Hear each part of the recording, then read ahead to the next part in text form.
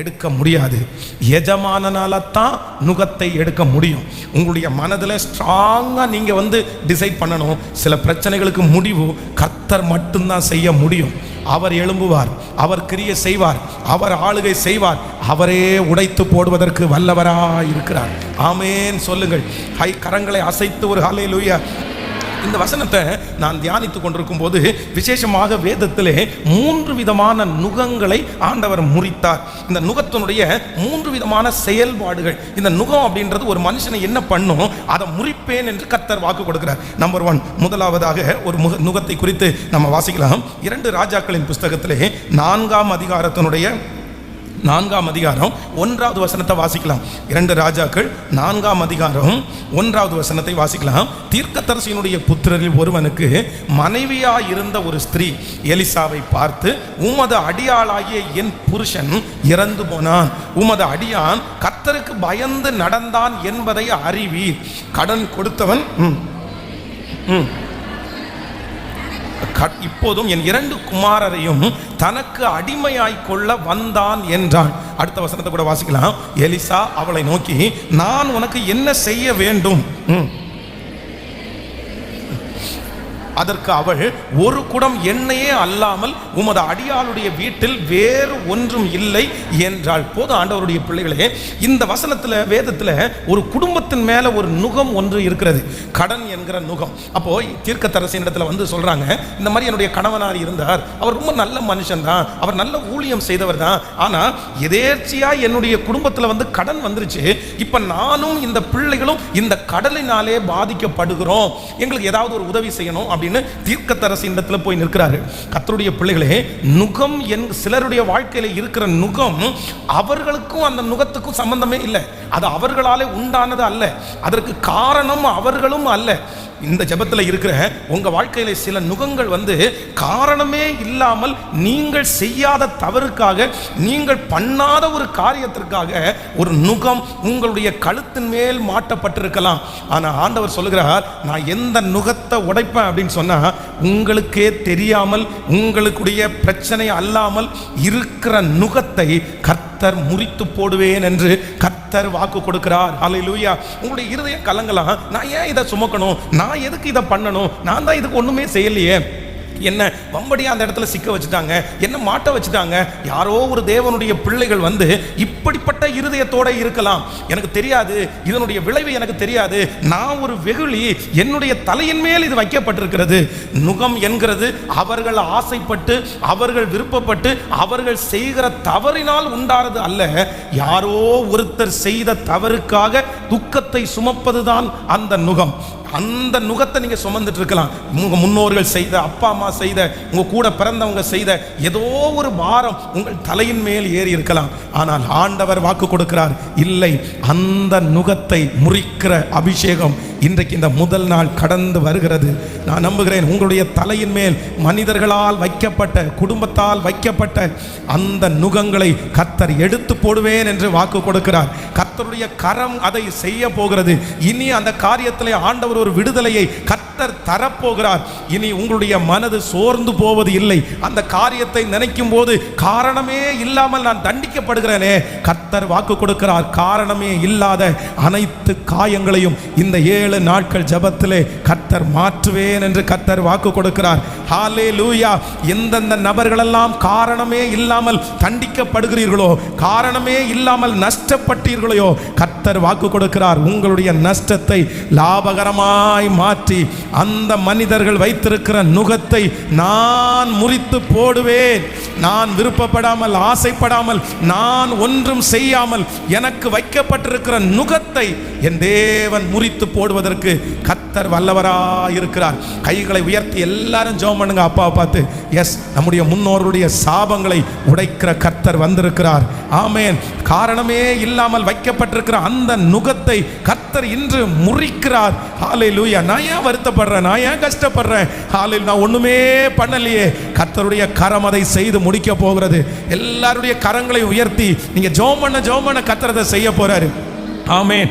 இனி காரணம் இல்லாத காயங்கள் நமக்கு வருவது இல்லை. காரணம் இல்லாத காயங்கள் நமக்கு வருவது இல்லை. சொல்லுங்க ஹல்லேலூயா. எனக்கு செய்க வல்லவர், எனக்கு செய்ய வல்லவர், எனக்கு ஜெபிக்க ஜெபிக்க அது மகிறது.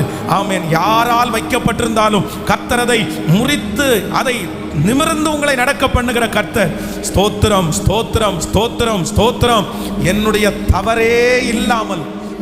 தவறில்லாமல் எனக்கு வைக்கப்பட்டிருக்கிற நுகத்தை முறிக்கிற கர்த்தர். ஹல்லேலூயா. தவறு செய்யாமல் தண்டிக்கப்படுகிற ஒவ்வொருவரையும் கர்த்தர் இந்த ஜெபத்திலே விடுதலையாக்க போகிறார். உங்களுடைய சொந்தங்கள் யாராவது ஒருவர் தவறு செய்யாமலே தண்டிக்கப்பட்டு கொண்டிருக்கலாம். காரணமே இல்லாமல் அவர்கள் ஒருவேளை சில இடங்களிலே மாட்டிக்கொண்டிருக்கலாம். ஆனால் நான் நம்புகிறேன் கர்த்தர் அவர்களை சீக்கிரமாய் கர்த்தர் விடுதலையாக்குவாராக.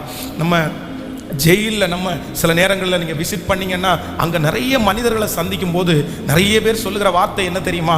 காரணமே இல்லாமல் ஜெயிலில் இருக்கிறவங்க நிறைய பேர் இருக்காங்க. அந்த பிரச்சனைக்கும் அவங்களுக்கும் எந்த சம்பந்தமுமே இருக்காது.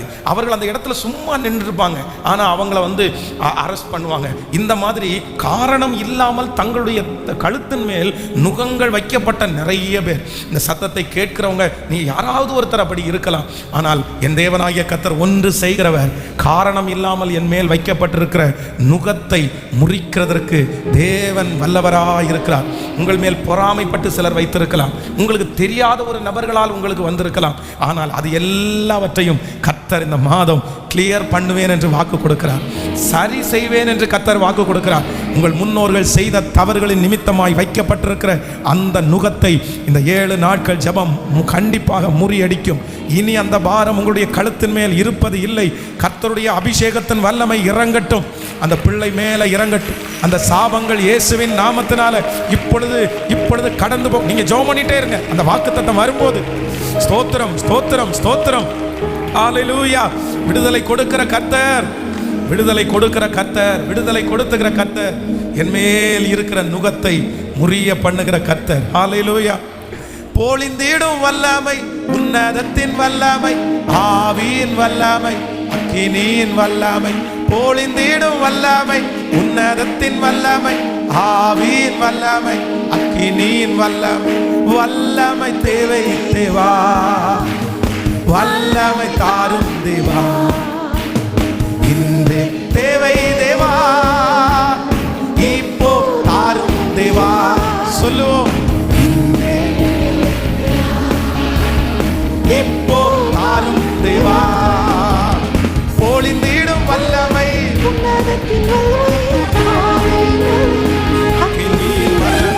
பொழிந்திடும் வல்லமை,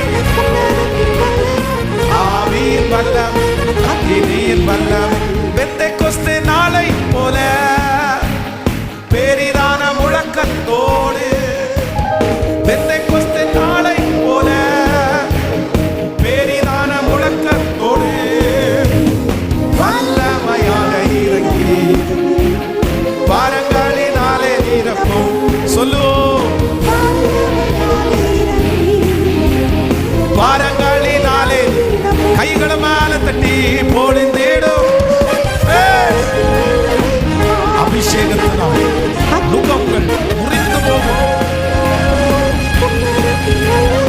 ஆவியின் வல்லமை, அக்கினியின் வல்லமை. ஹல்லேலூயா. உங்கள் கழுத்தில் இருக்கிற நுகங்களை முறிக்கிற கர்த்தர். நம்பர் 1, இந்த நுகத்தினுடைய முதல் அர்த்தம் என்ன அப்படின்னு சொன்னா, என்னுடைய அனுமதியே இல்லாமல் நான் செய்யாத தவறுக்காக எனக்கு சுமத்தப்படுகிறதுடைய பேர் தான் நுகம்.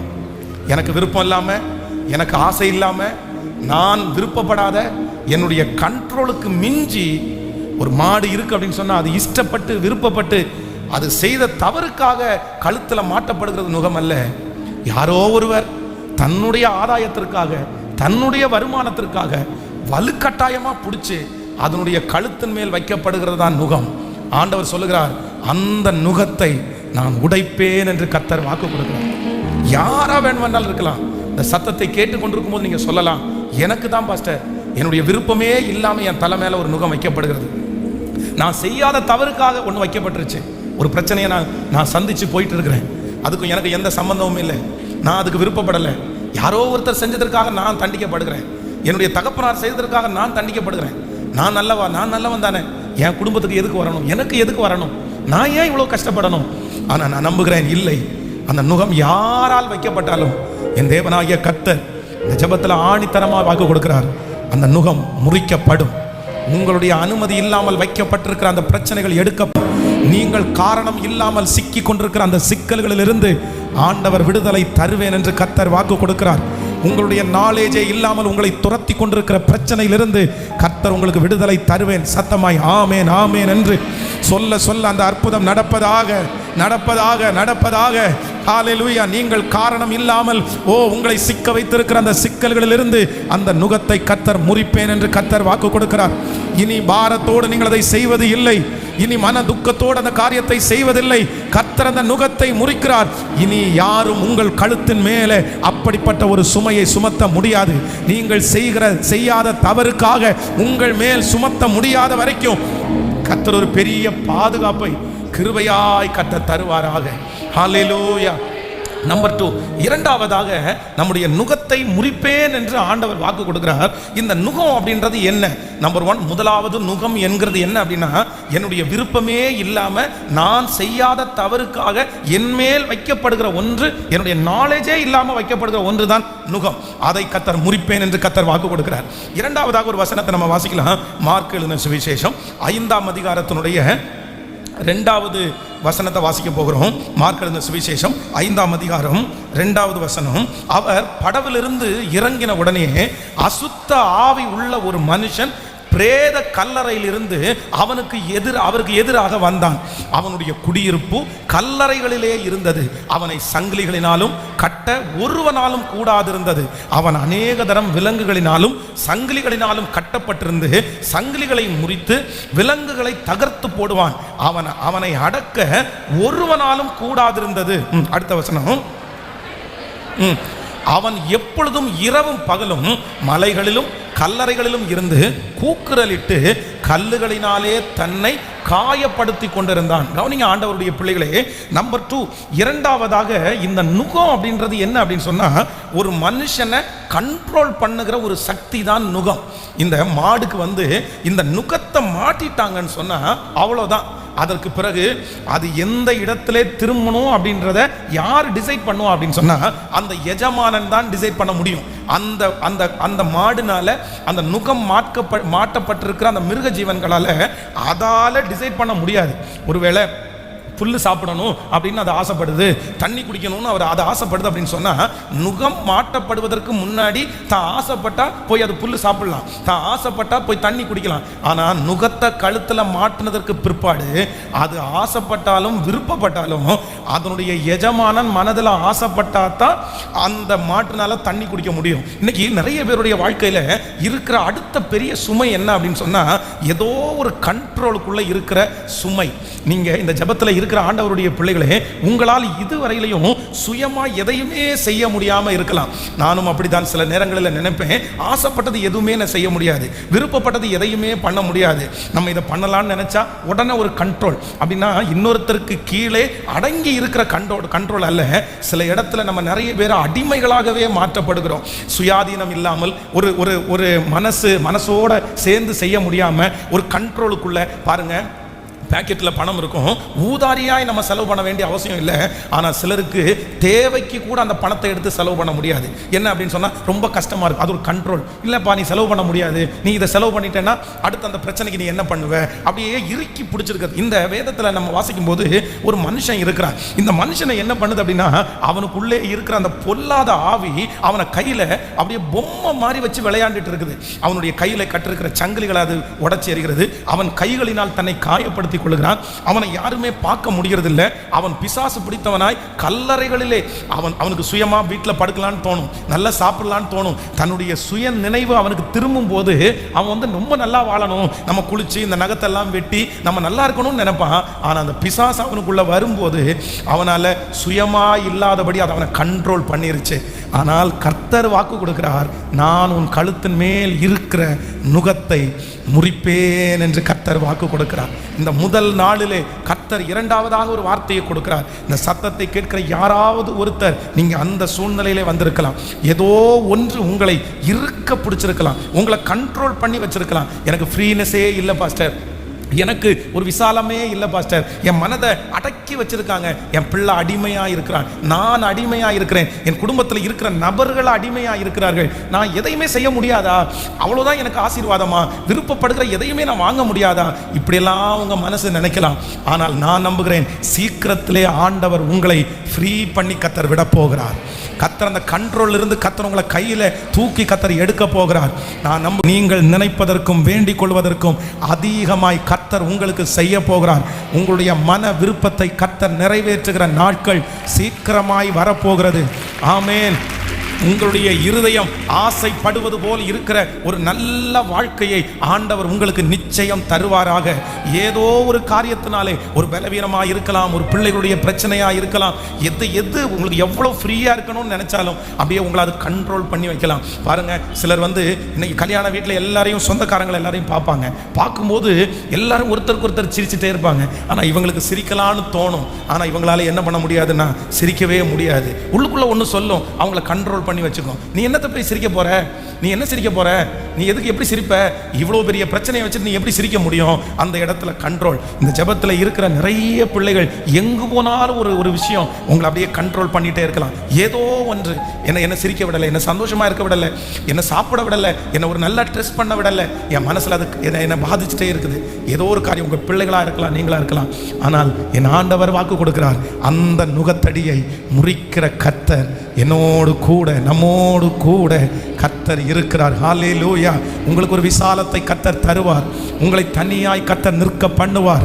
ஹல்லேலூயா. உங்களுக்கு கர்த்தர் ஒரு ஃப்ரீனஸை கர்த்தர் சீக்கிரமாய் தருவார். உங்களுக்கு இருக்கிற கட்டுப்பாடுகள் எல்லாம் உடைக்கப்படும். அந்த மனுஷனுக்குள்ளே இருந்த லேகியோன் என்கிற பிசாசு வெளியே போனதற்கு பிற்பாடு அவன் உடை உடுத்தி வந்து நின்றது போல கர்த்தர் அநேகருக்கு முன்பாக உங்களை சாட்சியாய் நிறுத்துவார். நீங்கள் அவர்களுக்கு முன்பாக தைரியமாய் பேசுவீர்கள். நீங்கள் அந்த இடத்துல சந்தோஷப்படுவீர்கள். அந்த இடத்துல உங்களை ஒதுக்குறதற்கு கர்த்தர் இனி அனுமதிக்க மாட்டார். அப்படிப்பட்ட ஒரு இருதய தைரியத்தை எல்லாருக்குள்ளேயும் கர்த்தர் கிருபையாய் தருகிறவர்.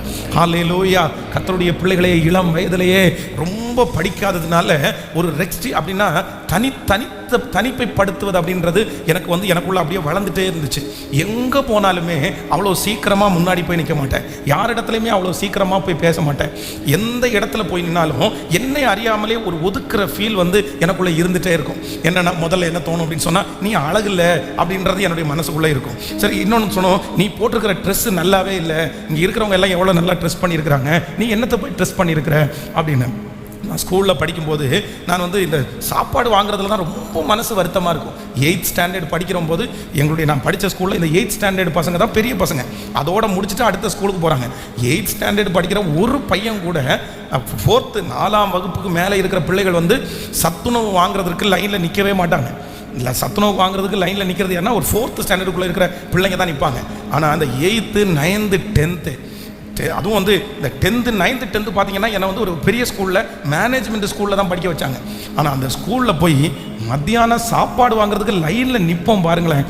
அப்போ ஒரு ரிஜெக்ஷன் வரும் பாருங்களேன். ஐயோ, உண்மையிலே சாப்பிடாம இருந்தால் கூட பரவாயில்ல, ஆனால் பசி சாப்பிட்டே ஆகணும். அதனால இந்த பிள்ளைங்க படிக்கிற பிள்ளைங்கெல்லாம் சாப்பிட்டுட்டு அந்த தட்டை கழுவுறதுக்கு போகும்போது அது வேற ஒருத்தருக்கா போடுவாங்களா, அதுக்குள்ளே இந்த பிள்ளைங்க எல்லாம் சாப்பிட்டு முடிச்சிருவாங்க. ஸ்கூலில் எப்போவுமே நமக்கு எப்போ டைம் கிடைக்கும், எப்போ கிரவுண்டுக்கு போய் விளையாடலான்னு இருக்கிறனால பிள்ளைங்க மடமடன்னு சாப்பிட்டு போய் கிரவுண்டில் விளையாடுவாங்க. நமக்கு லைனில் கடைசியில் கொடுக்குறதுக்கே ரொம்ப லேட் ஆகும். அதுவும் சின்ன பிள்ளைங்களுக்கெல்லாம் கொடுத்ததுக்கப்புறம் தான் பெரிய பிள்ளைங்க கொடுப்பாங்க. நான் சாப்பாடை தட்டில் வாங்குறதுக்குள்ளே என் கிளாஸில் உள்ள பிள்ளைங்களும் பசங்களும் சாப்பிட்டு முடிச்சுட்டு தட்டை தூக்கிட்டு கழுவுறதுக்காக வருவாங்க. லிட்டரலாக அவங்க பார்க்கக்கூடாதுன்றதுக்காக தட்டை எடுத்து என் மூஞ்சில் மறைச்சு, சரி நம்ம லைனில் நின்று சாப்பாடு வாங்குறத பார்க்கக்கூடாதுன்னு நினச்சிருக்கிறோம். அப்படி மற்றவங்களுக்கு முன்னாடி நிற்கிறதற்கு ஒதுக்கினவன் நான். அதை எனக்கு ப்ளஸ்ஸாக எடுத்துக்க தெரியல. இன்னைக்கு அப்படிப்பட்ட ஒரு சூழ்நிலை வந்துச்சுன்னா அதெல்லாம் ஒன்றும் பிரச்சனை இல்லை, நம்மோட தான் கர்த்தர் இருக்கிறாரே அப்படின்ற ஒரு தைரியம் வந்துச்சு. ஆனால் அன்னைக்கு அப்படிப்பட்ட தைரியம் இல்லை. அன்னைக்கு அது வெக்கமாக இருந்துச்சு, அன்னைக்கு அது அவமானமாக இருந்துச்சு, அன்னைக்கு அது ரிஜெக்டாக எனக்கு ஃபீல் ஆயிடுச்சு. ஆனால் நான் இன்று நம்புகிறேன், கர்த்தர் அந்த நுகத்தடியை கர்த்தர் முறித்து போடுகிற கர்த்தர். ஹல்லேலூயா. முறித்து போடுகிற கர்த்தர். இந்த ஜெபத்தில் இருக்கிற யாரோ ஒருத்தருக்கு இப்படிப்பட்ட இந்த அனுபவத்தில் நீங்க கடந்து போய் கொண்டிருக்கலாம். பாஸ்டர், உண்மையாகவே என்னை ஏதோ ஒன்று கண்ட்ரோல் பண்ணி வச்சிருக்குது, நான் கண்ட்ரோலில் இருக்கிறேன், என்னால் எதுவுமே என்னால் பண்ண முடியல, என்னை சுற்றி சுற்றி அந்த மாதிரி தான் ஞாபகம் வருது, அது என்னை தடுத்து நிறுத்துது, அது என்னை ஒதுக்குது, அது என்னை தனிமைப்படுத்துது. ஆனால் கர்த்தர் என்னுடைய கழுத்தின் மேல் இருந்த அந்த நுகத்தடியை கர்த்தர் முறித்து போட்டார். ஹல்லேலூயா. இன்றைக்கு எனக்கு ஆகாரம் இருக்கிறதுனால நான் விடுதலையானேன்னு சொல்லலை. எனக்கு ஒரு மனசை கர்த்தர் கொடுத்துருக்கிறாரு. இன்னைக்கு அந்த மாதிரி ஒரு லைனில் நிற்க வச்சு எனக்கு சாப்பாடு கொடுத்தா கண்டிப்பாக அதை துக்கத்தோடு வாங்க மாட்டேன், சந்தோஷத்தோடு வாங்குவேன். காரணம் என்னன்னா, என் நுகத்தடி, அவமானம் என்கிற நுகத்தடியை என்னிடத்திலிருந்து எடுத்து போட்டு என்னை நிமிர்ந்து நடக்க பண்ணுகிற கர்த்தர் இன்றைக்கு இந்த சத்தத்தை கேட்டுக்கொண்டிருக்கும் போது கர்த்தர் வாக்கு கொடுக்கிறார். இல்லை, உன்னை கண்ட்ரோல் பண்ணுகிற அனைத்து கிரியைகளையும் கர்த்தர் இன்னைக்கு அபிஷேகத்தை அனுப்பி முறியடிக்கிறார். ஹல்லேலூயா. இந்த ஜெபத்திற்கு பிற்பாடு ஆண்டவர் உங்களுக்கு ஒரு பெரிய ஃப்ரீனஸ் ஆண்டவர் உங்களுக்கு தரப்போறாரு. நீங்க ஃப்ரீயா இருக்க போறீங்க. அந்த கண்ட்ரோலில் இருந்து ஆண்டவர் உங்களை வெளியே எடுக்க போறாரு. எத்தனை பேர் ஜெபம் பண்ண போறோம்? என்னையும் என் பிள்ளைகளையும் ஆண்டவர் எப்படி நடக்க பண்ண போறார் அப்படின்னா, அப்படியே ஃப்ரீயா கர்த்தர் வைக்க போறாரு. விசுவாசிக்கிறீங்களா இல்லையா? கைகளை உயர்த்தி ஜெபம் பண்ணுங்க பார்க்கலாம். ஆண்டவரே, இந்த வார்த்தை நிச்சயமாய் நடப்பதாக சொல்லுங்க. நடப்பதாக, எனக்கும் என்னுடைய பிள்ளைகளுக்கும் நிச்சயமாய் நடப்பதாக. ஆண்டவர் செய்ய நினைத்தது கண்டிப்பாக தடைபடாது. எஸ், ஜெபம் பண்ண அந்த மகிமை உம்முடைய பிள்ளைகளை ஆளுகை செய்யட்டும். அந்த மகிமை ஆளுகை செய்யட்டும். கர்த்தாவே, இப்போ ஆமென். அபிஷேகத்தினால் நுகம் முறிந்து போகும் என்று வாக்கு கொடுத்தீரே, அந்த அபிஷேகத்தினால் உம்முடைய பிள்ளைகளுடைய நுகங்கள் முறிந்து போவதாக. இப்போ ஒரு ஃப்ரீனஸ் உம்முடைய பிள்ளைகளுக்குள்ளே வரப்போகிறதற்காய் நன்றி. ஹல்லேலூயா. மூன்றாவது, ஆண்டவர் இன்னைக்கு நமக்கு வாக்கு கொடுக்கிறார், நம்முடைய நுகங்களை கர்த்தர் முறிப்பாராமா. நம்பர் 1, முதலாவதாக நுகத்துக்கு இருக்கிற முதல் வலிமை என்ன அப்படின்னா, என்னுடைய நாலேஜே இல்லாமல், என்னுடைய விருப்பம் இல்லாமல், என்னுடைய தவறே இல்லாமல் என் மேல் சுமத்தப்படுகிற நுகத்தை, சுமையை முறிக்கிற கர்த்தர். ஆமென் சொல்லுங்கள். நம்பர் 2, இரண்டாவதாக நுகத்தினுடைய இரண்டாவது வலிமை என்ன அப்படின்னு சொன்னா, அது என்னை சுயமாய் செயல்பட விடாம என்னை கண்ட்ரோல் பண்ணி வச்சிருக்கிறது நுகம். அந்த நுகத்தை கர்த்தர் முறிப்பேன் என்று கர்த்தர் வாக்கு கொடுக்கிறார். நம்பர் 3, மூன்றாவதாக இந்த நுகத்துக்கு மூணாவது ஒரு பவர் இருக்குது. வாசிக்கலாம். லேவியராகமம் 26ஆம் அதிகாரத்தினுடைய 16வது வசனத்தை வாசிக்கலாமா? லேவியராகமம் 26ஆம் அதிகாரத்தினுடைய 13வது வசனத்தை வாசிக்கலாம். 26ஆம் அதிகாரம் 13வது வசனம். நீங்கள் எகிப்தியருக்கு அடிமைகளாய் இராதபடி நான் அவர்கள் தேசத்திலிருந்து உங்களை புறப்பட பண்ணி உங்கள் நுகத்தடிகளை முறித்து உங்களை நிமிர்ந்து நடக்க பண்ணின உங்கள் தேவனாகிய கர்த்தர். ஹல்லேலூயா. கர்த்தருடைய பிள்ளைகளே, இந்த மாடு நுகம் மாட்டப்பட்டதற்கு பிறகு அதுக்கு இருக்கிற ஒரு மிகப்பெரிய ஆபத்து என்ன அப்படின்னு சொன்னா, அது வரைக்கும் தன்னுடைய தலையை நிமிர்ந்து எல்லாத்தையும் பார்த்த அந்த ஜீவராசி நுகம் மாட்டப்பட்டதுக்கு பிற்பாடு அதால என்ன பண்ண முடியாதுன்னா, தன்னுடைய தலையை நிமிர்த்த முடியாது. எப்பொழுதுமே அது எங்க தான் பார்த்துட்டு இருக்கணும்னா, குமிஞ்சு தரையை மட்டும்தான் பார்க்க முடியுமே தவிர, அதனுடைய நுகம் எப்பொழுது எடுக்கப்படுகிறதோ அப்பதான் அது நிமிர்ந்து நடக்க முடியும், நிமிர்ந்து பார்க்க முடியும். அப்போ ஆண்டவர் சொல்லுகிறார், நம்முடைய கழுத்தின் மேல் இருக்கிற நுகத்தை ஆண்டவர் முறிக்கிறாராமா. இன்று இந்த ஜெபத்தில் இருக்கிற உங்களுடைய வாழ்க்கையிலே நுகம் என்கிற ஒரு அடிமைத்தனம், அதாவது அந்த ஒன்னே அந்த பாரமான ஒன்று, அந்த வருத்தமான ஒன்று, அந்த வருத்தமான ஒரு வியாதியை, அந்த வருத்தமான ஒரே ஒரு காரியத்தை திரும்ப திரும்ப நீங்கள் பார்த்துட்டே இருக்கலாம். நிமிர்ந்து வேற எதையும் பார்க்க முடியாமல், வேற எந்த ஆசீர்வாதத்தையும் பார்க்க முடியாமல், இந்த ஒரு பிரச்சனையே சுற்றி சுற்றி சுற்றி உங்களுடைய ஞாபகத்தில் வந்து கொண்டே இருக்கலாம். இந்த ஒன்று உங்களுடைய ஓட்டத்தை தடை பண்ணலாம், இந்த ஒன்று உங்களுடைய வருமானத்தை தடுத்து நிறுத்தலாம், இந்த ஒன்றுனால நீங்கள் ரொம்ப ஸ்ட்ரெஸ் ஆகலாம். பாஸ்டர், என்னால் முடியல, எங்கே சுற்றி நின்னாலும் இந்த ஒரே ஒரு பிரச்சனை எனக்கு முன்னாடி வந்து நிற்குது, இதனால எனக்கு எந்த விடுதலையும் எனக்கு இல்லை, இந்த ஒன்னையே நான் பார்த்துட்டு இருக்கிறேன், இதனால நான் ரொம்ப வருத்தப்படுகிறேன். ஆனால் கர்த்தராகிய ஆண்டவர் வாக்கு கொடுக்கிறார், இல்லை, நீங்கள் பார்த்து கொண்டிருக்கிற அந்த பிரச்சனையிலிருந்து உங்கள் நுகத்தடிகளை முறித்து போட்டு கர்த்தர் நிமிர்ந்து நடக்க பண்ணி உங்களை சுற்றி சுற்றி அந்த கைக்குள்ளே வைத்திருக்கிற உங்களை பார்க்க பண்ணுகிற அந்த பிரச்சனையிலிருந்து இதோ கர்த்தர் சீக்கிரமாய் விடுதலையாக்கி உங்களை நிமிர்ந்து நடக்க பண்ணுகிற கர்த்தர். உங்கள் கண்கள் அநேக ஆசீர்வாதத்தை பார்க்கும், உங்களுடைய கண்கள் அநேக வெற்றியை பார்க்கும், உங்களுடைய கால்கள் அநேக இடங்களிலே நடக்கும். அநேக இடங்களிலே நடக்கும். கர்த்தர் உங்களுடைய நுகத்தடிகளை முறித்து நிமிர்ந்து நடக்க பண்ணுகிறார். எத்தனை பேர் விசுவாசிக்கிறோம்? ஸோ இந்த ஃபர்ஸ்ட் டே, முதல் நாள் ஆண்டவர் வாக்கு கொடுக்கிறார், உங்கள் கழுத்தில் இருக்கிற நுகத்தடியை முறித்து நான் உன்னை நிமிர்ந்து நடக்க பண்ணுவேன். அந்நாளிலே உன் தோளில் இருந்து அவன் சுமையும் உன் கழுத்திலிருந்து அவன் நுகமும் முறிக்கப்படும். முறிக்கப்படும். யார் உங்க கழுத்தின் மேல் வச்சாலும் கர்த்தர் சொல்கிறார், அவன் உங்கள் மேல் வைத்திருக்கிற சுமையையும் நுகத்தையும் நான் முறித்து போட வல்லவராக இருக்கிறேன். சொல்லுங்க பார்க்கலாம். நம்பர் 1, முதலாவதாக நுகத்தினுடைய முதல் வலிமை என்ன அப்படின்னு சொன்னால், எனக்கு என்னுடைய விருப்பம் இல்லாமல், என்னுடைய நாலேஜ் இல்லாமல், என்னுடைய தவறு இல்லாமல் நான் அனுபவிக்கிற கஷ்டத்திலிருந்து, சுமையிலிருந்து கர்த்தர் என்னை விடுதலை ஆக்க வல்லவர். ஆமென். சொல்லுங்க சொல்லுங்க பார்க்கலாம். நம்பர் 1, முதலாவது மறக்க மாட்டீங்கன்னு நம்புறேன். ஃபர்ஸ்ட் கர்த்தர் என்ன பண்ண போறான்னு, என்னுடைய நாலேஜே இல்லாமல், என்னுடைய தவறு இல்லாமல் என் மேலே வைக்கப்பட்டிருக்கிற சுமையை எடுத்து போட்டு எனக்கு விடுதலை கொடுக்கிற ஒரு கர்த்தர் என்னோடு கூட இருக்கிறார். நம்பர் 2, இரண்டாவதாக என்னை கண்ட்ரோல் பண்ணி வச்சிருக்கிற பிரச்சனையிலிருந்து எனக்கு விடுதலை கொடுக்கறதுக்கு கர்த்தர் வல்லவராக இருக்கிறார். சத்தமாய் ஆமேன் சொல்லுங்கள். நம்பர் 3, மூன்றாவதாக எதையுமே பார்க்காமல் ஒரே ஒரு பிரச்சனையை பார்க்க வச்சு என்னுடைய தலை நிமிர்ந்து கூட பார்க்க முடியாமல் ஒன்றுக்கு பின்னாடியே போயிட்டு இருக்கிறது மாதிரி என்னை வச்சிருக்கிற சூழ்நிலையிலிருந்து நுகத்தடியை முறித்து என்னை நிமிர்ந்து நடக்க பண்ணுகிற கர்த்தர் என்னோடு கூட இருக்கிறார். அபிஷேகத்தினால் நுகங்கள் முறிந்து போகும். எல்லாரும் அப்படியே எழுப்பி நின்று தேங்க்யூ ஜீசஸ், ஹல்லேலூயா. அந்நாளிலே உன் தோளின் மேல் இருந்து அவன் சுமையும் உன் கழுத்திலிருந்து அவன் நுகமும் நீக்கப்படும். அபிஷேகத்தினால் நுகம் முறிந்து போகும். எனக்கு குறித்ததை நிறைவேற்றுகிற கர்த்தர், அவருடைய வல்லமையை அனுப்பி என்னை சுகமாக்குற கர்த்தர். ஹல்லேலூயா. என்னை விடுதலையோடு நடக்க பண்ணுகிற கர்த்தர், என்னை நிமிர்ந்து நடக்க பண்ணுகிற கர்த்தர், என்னை அநேக நாட்களாக அழுத்தி கொண்டு இருக்கிற அந்த சுமையை என்னுடைய கழுத்திலிருந்து எடுத்து என்னை விடுதலையாய் நடத்துகிற கர்த்தர். இந்த 7 நாட்கள் ஜெபம் முடியும் போது நான் கர்த்தருடைய ஒரு பெரிய விடுதலையை நான் பார்ப்பேன். சொல்லுங்க, அப்பா சமூகத்தில் ஜெபம் பண்ணி இந்த வார்த்தை எனக்கு தான் ஆண்டவரே. சொல்லுங்க, ஒவ்வொருத்தரும் சொல்லுங்க, இந்த வார்த்தை எனக்காகத்தான். ஒவ்வொருத்தரும் எங்களை தலையின் மேல் கரங்களை கூட வச்சு ஜெபம் பண்ணுங்க. நன்றி அப்பா, நன்றி அப்பா, நன்றி அப்பா. இந்த வார்த்தை எனக்காகத்தான். எனக்கு கர்த்தர் செய்ய போகிறார். ஹல்லேலூயா. என் தேவனால் நான் உயர்வேன், என் தேவனால் நான் வளருவேன். அது நிச்சயம் நடக்கும். எல்லாரும் மாதிரி நானும் ஒரு நாள் ஃப்ரீயா வாழுவேன். என்னை சுற்றி இருக்கிற நிறைய பேரை மாதிரி நானும் ஒரு நாள் ஃப்ரீயா வாழுவேன். கர்த்தராகிய ஆண்டவர் இன்று வாக்கு கொடுக்கிறார், கர்த்தருடைய பிள்ளையே, இந்த மாதிரி ஒரு ஃப்ரீயான ஒரு வாழ்க்கை எனக்கு வராதா? என்னைக்கு வரும்? என்னைக்கு நான் சந்தோஷமா இருப்பேன்? என்னைக்கு நான் பாரம் இல்லாம இருப்பேன்? என்னைக்கு நான் வலி இல்லாம இருப்பேன்? ஆனா கர்த்தர் சொல்கிறார்,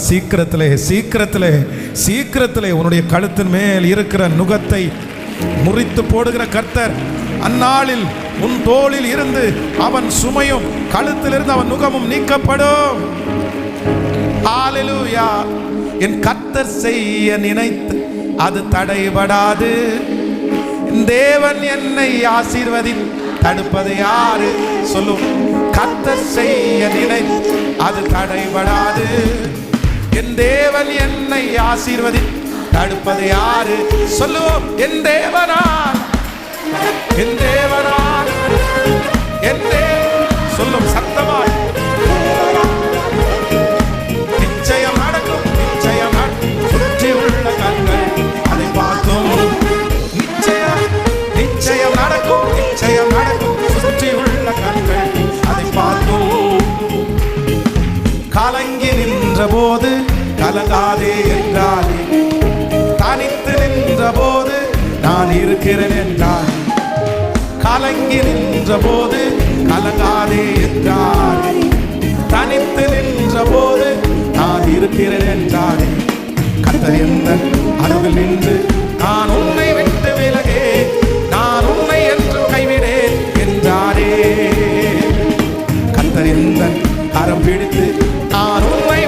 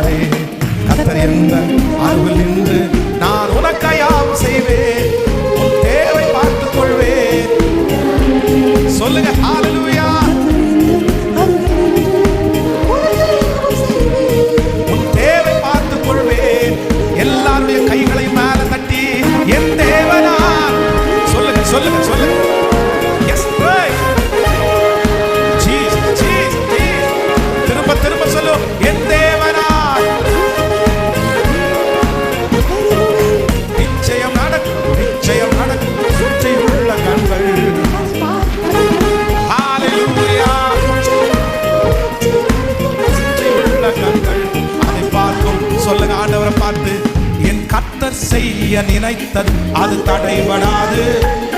என் தேவன் என்னை ஆசீர்வதித்து தடுப்பது யாரு? என் கர்த்தர் செய்ய நினைத்தது அது தடைபடாது.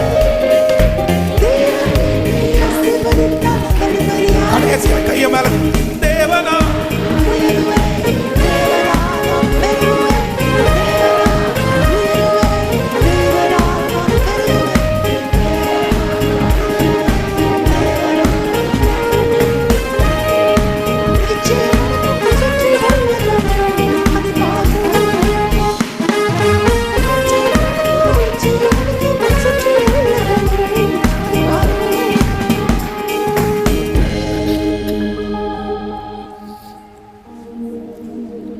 Jesus Jesus.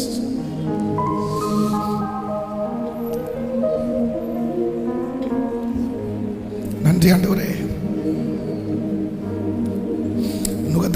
நுகத்தடிகளை எல்லாம் முறித்து எங்களை நிமிர்ந்து நடக்க பண்ணுகிற கர்த்தர்,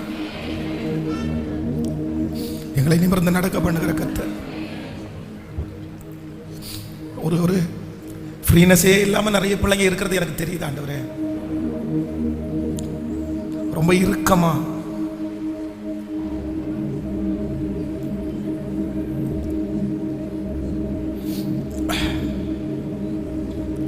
ரொம்ப இறுக்கமா, அப்படியே மனசுல ஒரு கனத்த இருதயத்தோட